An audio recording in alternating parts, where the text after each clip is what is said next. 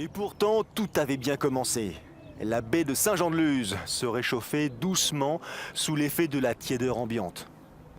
Les promeneurs matinaux profitaient d'une vue dégagée sur l'horizon et le fort de Sokoa, rêvé par Henri IV et construit sous Louis XIII. Bienvenue au Pays Basque, entre océan et montagne, entre quiétude et festivité. Car c'est de cela dont il s'agit. De bonne humeur, d'une épreuve sportive, aussi fidèle à l'esprit local, accueillante, surprenante, sollicitante et différente. 9 heures sur la plage de Cibourg, il y a des gaillards, des gazelles et une équipe Canal+, 30 ans, au cœur de la mêlée. Une opération de proximité en quelque sorte. L'hystérie basque promet de la boue, de la vase, du sable, l'océan et la montagne. La plaquette annonçait la couleur, ici et nulle part ailleurs. 2200 curieux, entraînés de préférence, avaient coché la date sur leur calendrier. 13 km de trail, 40 obstacles. Naturel ou pas, l'hystérie basque a fait le buzz. Au pied de la Rune, l'aire de jeu est sans concurrence possible. Ils viennent des 4 coins de la France. Certains parlent même une langue inconnue. Ça commence par une longue ascension le long de la corniche en direction du Rugne. À gauche la montagne, à droite le vide au large. Le terrain d'expression de la Bellara, la vague géante, chère aux surfeurs rugueux. Ceux-là ont le pied agile et la foulée tonique. Les frères Dos Santos, qui mènent l'épreuve, ont fait main basse sur l'hystérie depuis sa création il y a 3 ans. Pionniers, devenus spécialistes, les jumeaux, jusque dans l'effort, ont flairé le filon. À la fois parcours du combattant et source de curiosité, cette épreuve à obstacles s'est vite imposée.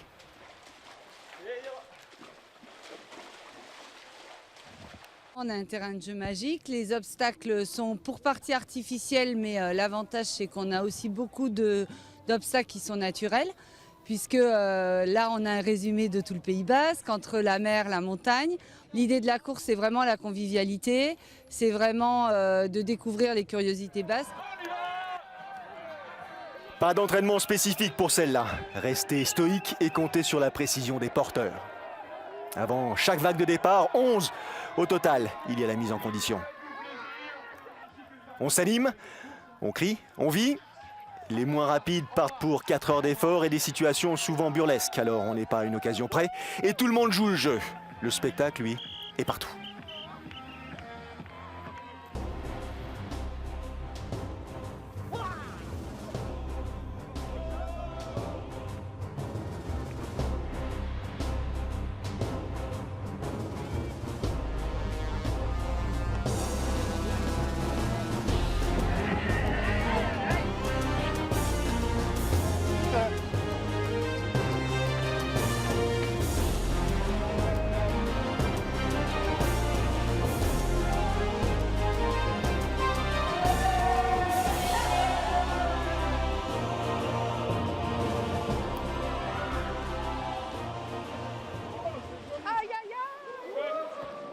L'atmosphère est douce et l'entraide une nécessité. Et les obstacles s'enchaînent, plus ou moins agréables. Le principe étant que l'effet de surprise doit s'imposer.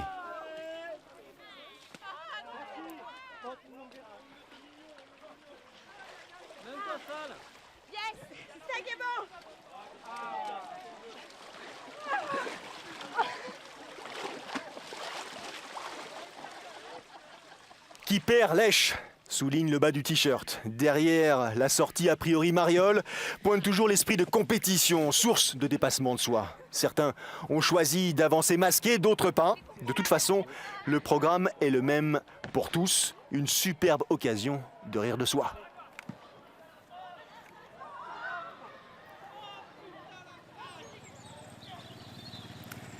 Le déj chez Mamie est à midi pile, alors les frangins Dos Santos ont la pression. Le problème, c'est qu'ils ont embarqué un passager sur le porte-bagages et qu'il va falloir la jouer serrée pour tenter de conserver leurs 2 titres consécutifs.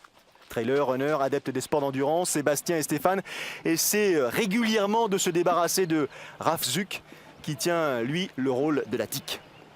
Traversée de Lunchin, au pas de course, il ne leur reste que peu d'occasions de faire la différence. La zone est marécageuse, le fond vaseux, et les efforts déployés dignes des sportifs de haut niveau. Attendez-moi les gars, qu'est-ce qu'ils font là?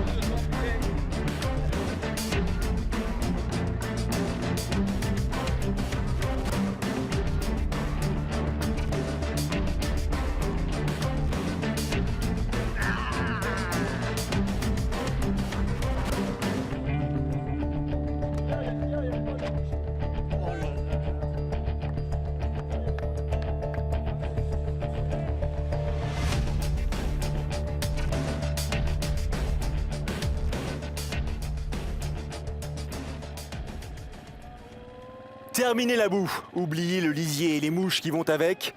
Au bout de la jetée, la baie constitue l'obstacle suivant. Le soleil irradie franchement, mais l'eau est encore fraîche, 13, peut-être 14 degrés maximum. Le choc thermique, les Dos Santos y penseront plus tard. Leur unique adversaire pointe le bout des abdos. Zuc est toujours dans le coup et plus à l'aise en milieu aqueux.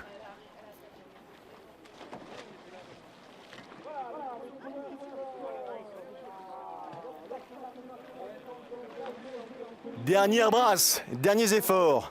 L'ascension du filet est une gageure. Les prises sont délicates, les appuis très limités et les muscles endormis par la fraîcheur de l'eau.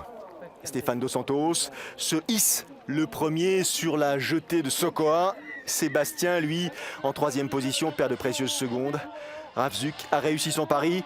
Il s'intercale entre les deux spécialistes.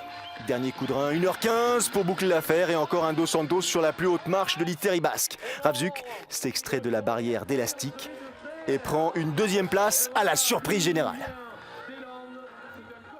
Il n'y a pas de répit ou il n'y a pas d'obstacle.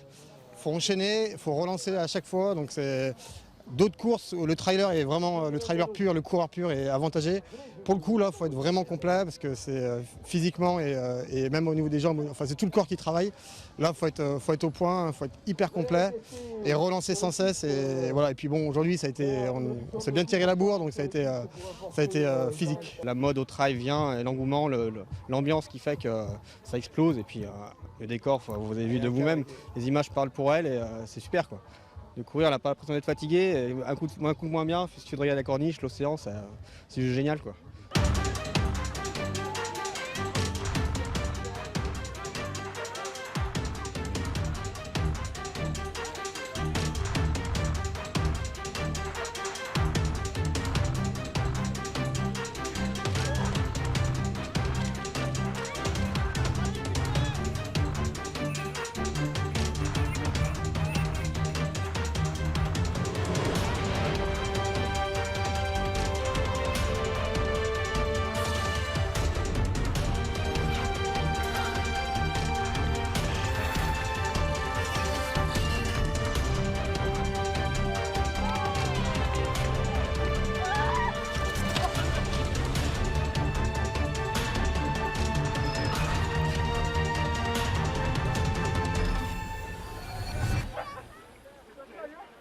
Au pied du fort de Sokoa, c'est le grand bain qui attend tous les courageux, un moment de plaisir non dissimulé. Les jambes sont lourdes, les crampes font leur apparition et au pied de l'immense échelle de corde, ça bouchonne un peu.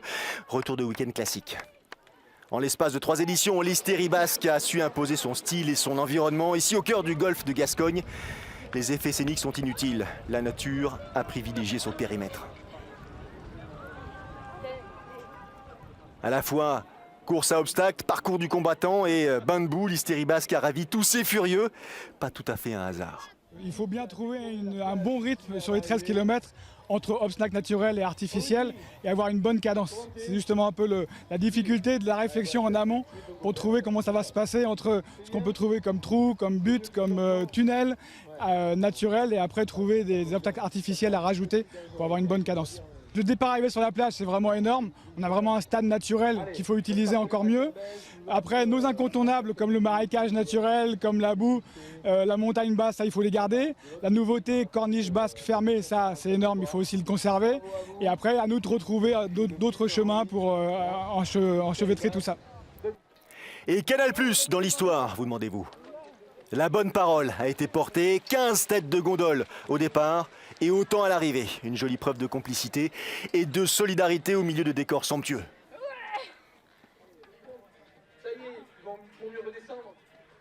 Les derniers obstacles sont éreintants et le sable omniprésent.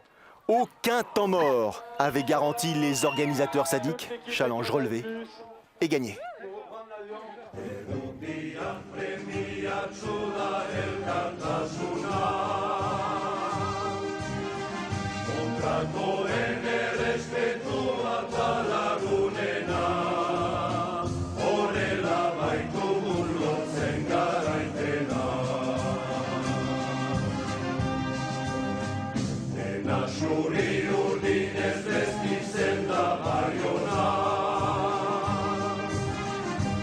guztietan sendira alaitasuna.